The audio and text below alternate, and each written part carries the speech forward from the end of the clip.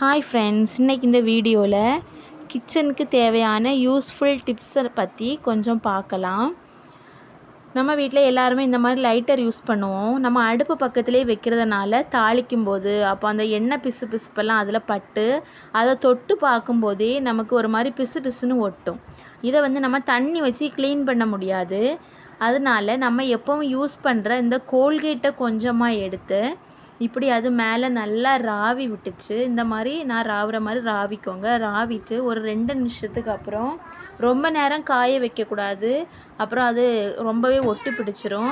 ஒரு 2 செகண்ட் போல் இப்படி இந்த மாதிரி ராவிட்டு அதுக்கப்புறமா காட்டன் துணி வச்சு இப்படி தொடச்சி எடுத்துட்டோம்னா அப்படியே புதுசு மாதிரியே ஆயிரும். நீங்களும் ட்ரை பண்ணி பாருங்கள். கொஞ்சம் கூட அந்த பிசுபிசுப்பு தன்மை சுத்தமாகவே இருக்காது. அடுத்த டிப் என்னென்னா, நம்ம வீட்டில் பச்சை மிளகா வாங்குவோம் எல்லோரும். அதை அப்படியே சிலர் ஸ்டோர் பண்ணி வச்சுருவாங்க. அது சீக்கிரத்தில் கெட்டு போயிடும்.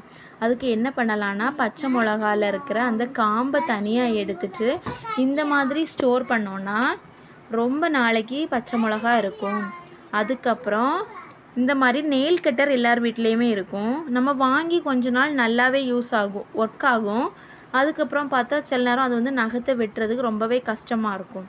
அதுக்கு என்ன பண்ணலான்னா, இந்த மாதிரி நகம் வெட்டியை திருப்பி எடுத்துக்கோங்க.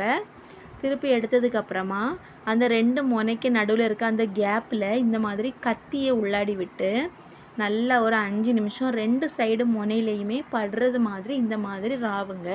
அப்போ 2 சைடுமே ரொம்ப ஷார்ப் ஆகிரும். நகம் வெட்டுறதுக்கு ரொம்பவே ஈஸியாக இருக்கும். அதுக்கப்புறம் நகம் வெட்டி பார்த்தா ரொம்பவே ஷார்ப்பாக இருக்கிறனால நகம் சீக்கிரமே வெட்டிடும்.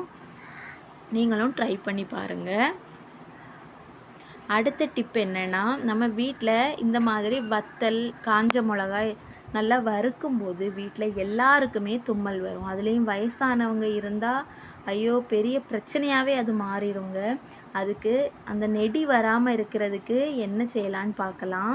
இந்த மாதிரி வத்தல் வறுக்கும்போது கொஞ்சமாக கல் உப்பை எடுத்து அதில் போட்டுட்டு வறுத்திங்கன்னா கொஞ்சம் கூட நெடி வரவே வராது. நீங்களும் ட்ரை பண்ணி பாருங்கள்.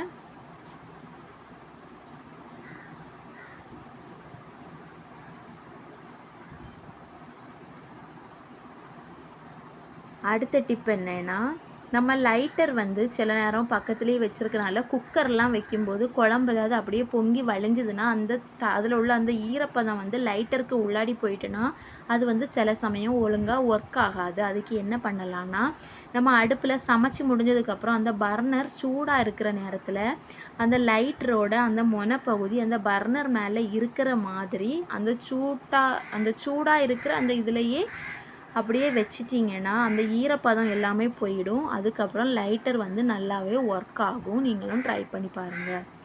அடுத்த டிப் என்னென்னா, நம்ம வீடுகளில் இந்த மாதிரி தீப்பெட்டி வாங்கி வச்சுருக்கும்போது கொஞ்சம் மழை சமயமாக இருந்துச்சுன்னா கொஞ்சம் ஈரப்பதமான காற்றடிக்கும்போது தீப்பெட்டி கவுந்த மாதிரி ஆயிரும்.